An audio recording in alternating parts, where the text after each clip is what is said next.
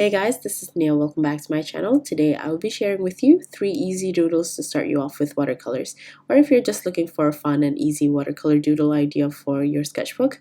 I know a lot of you are new to the medium or just starting out, so I hope you guys enjoy. So for the first doodle, I'm just going to do a mixture of shapes to create an abstract painting.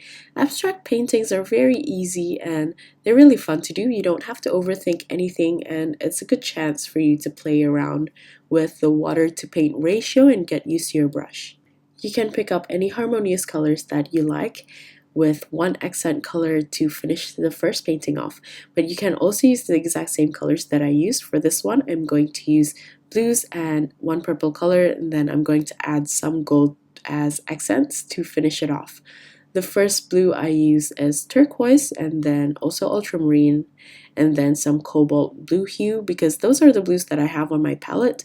And I'm just going to paint using different consistencies and see what happens when you have more water or more paint. The shapes that I'm painting are just random rectangle shapes or squares, ovals, and circles, and I'm just going to distribute them evenly around the area, but feel free to do any shapes that you like. Maybe incorporate some triangles or more angled shapes that would also be interesting for this painting. Another thing that I'd like to mention is to make sure that your first layer is well spaced around the page so you can create some crisp and clean lines. This is also because we're going to paint a layer on top of it, so you're going to wait for the initial layer to dry first. Make sure they're not damp or cold to the touch. Make sure that it's completely dry, and we're going to paint on top of it and see what happens. When your paint is completely dry, the colors will be lighter than the initial color that you've put down, and when you add a thin layer on top, you'll be able to see the initial layer that you've painted before because of the transparent nature of watercolors.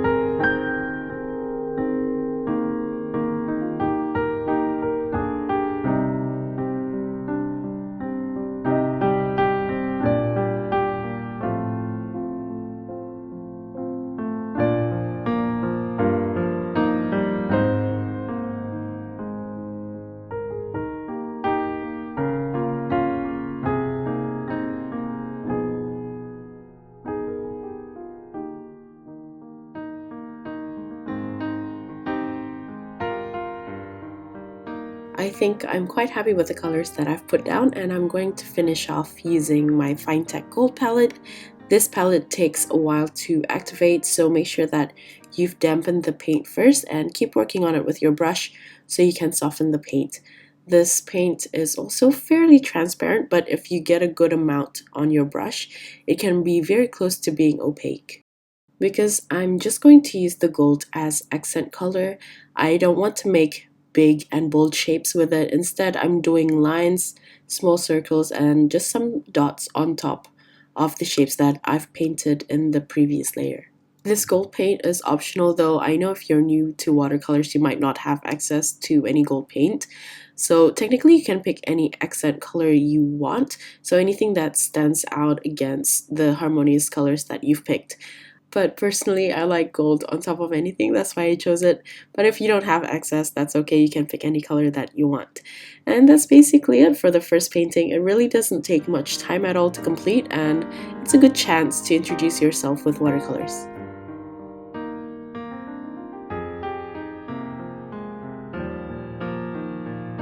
We're on to the second painting. For this one, we're going to paint trees. I have here 2 types of green on my palette.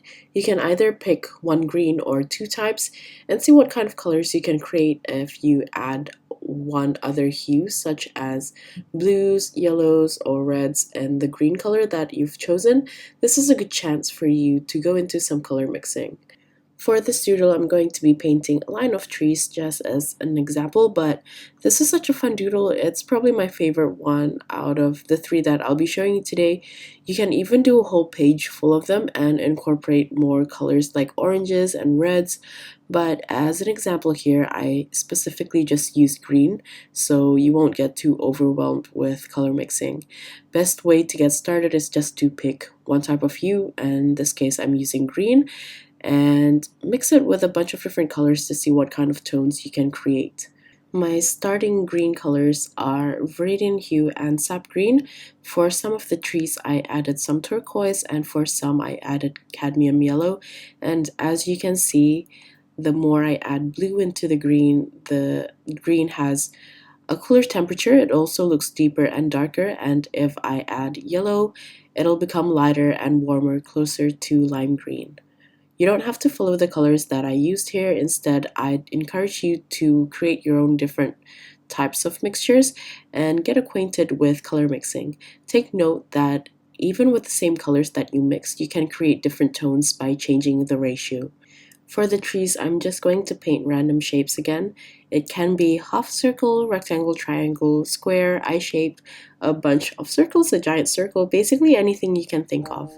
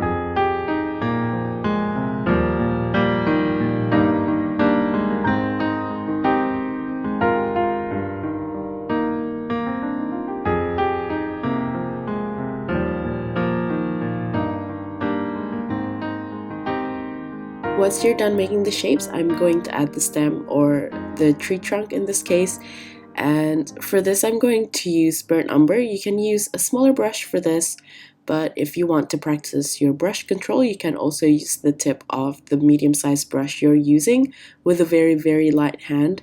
If you're unsure, you can practice on scrap paper first, and if you're comfortable, you can go ahead and paint the tree trunk, or if you decide to use a smaller brush after trying it out on the scrap paper, that's also fine.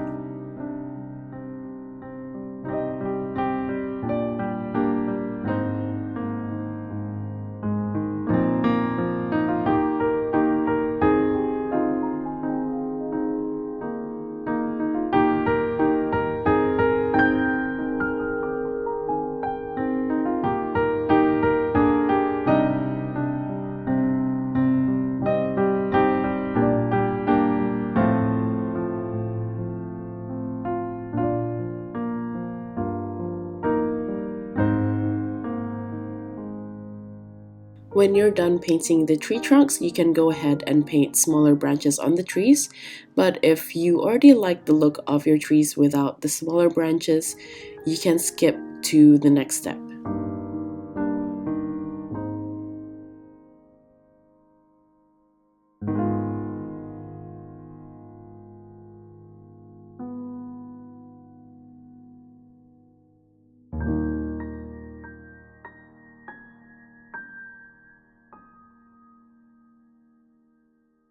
Now we're on to the fun part of the painting. We're going to create patterns or textures on the trees. For this, you can either use a darker tone of the green color that you use for the trees, or the base color of the trees, or you can use a white pen. In this case, I'm going to be using my usual Uniball Signo to add some white marks. The marks can be anything from lines to circles to leaf shapes, chevron patterns, swirls, anything you can think of basically. For this, I suggest using a smaller brush, maybe a size 2 or lower depending on the brand that you have. And that's it for this doodle.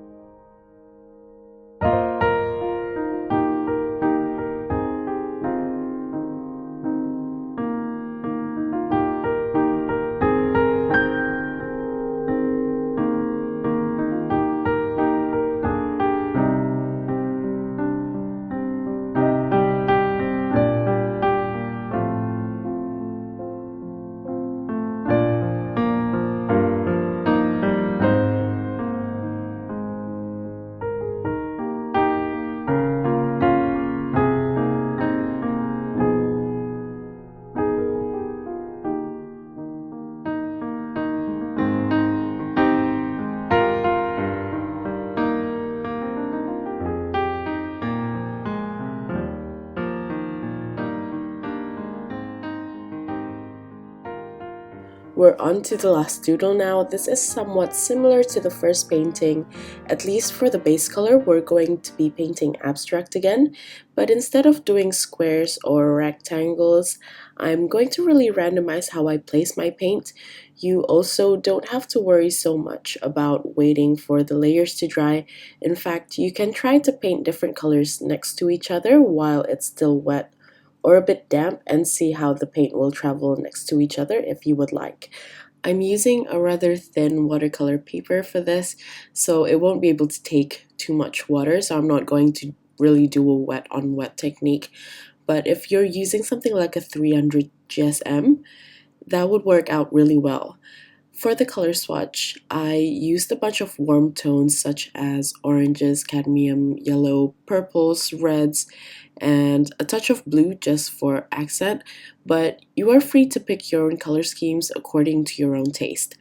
My plan is to actually paint and draw flowers on top of this, so I'm also going to add some leaf shapes with the watercolor paint, and I'm just going to paint it really messy and something kind of uncontrollable, a bit abstract, and I'm also going to add a bunch of dots for added accent.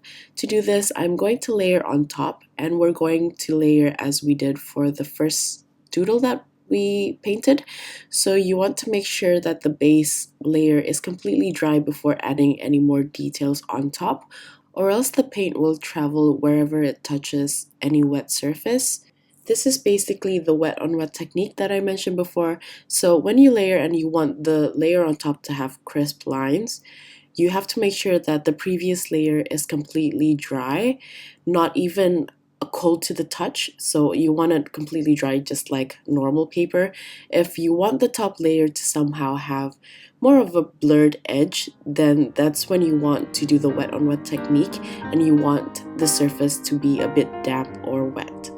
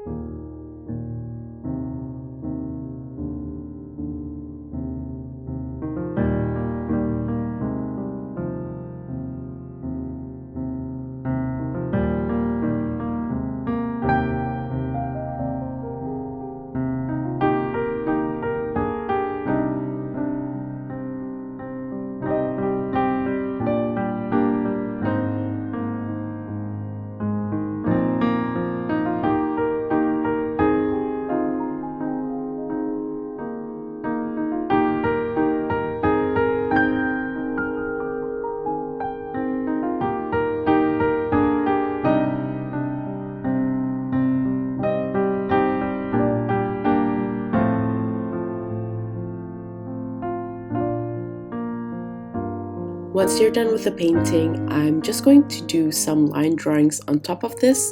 You can doodle anything you want, but for this specifically, I want it to be just flowers and branches because I feel comfortable doodling that easily. So I'm just going to draw branches, leaves, flowers, and such. Make sure that the paper is completely dry before you draw with the liner on top, or else it might also bleed into the wet surface. I also suggest to use waterproof fine liners, so in case you want to paint on top of it again, the color won't bleed from the liner.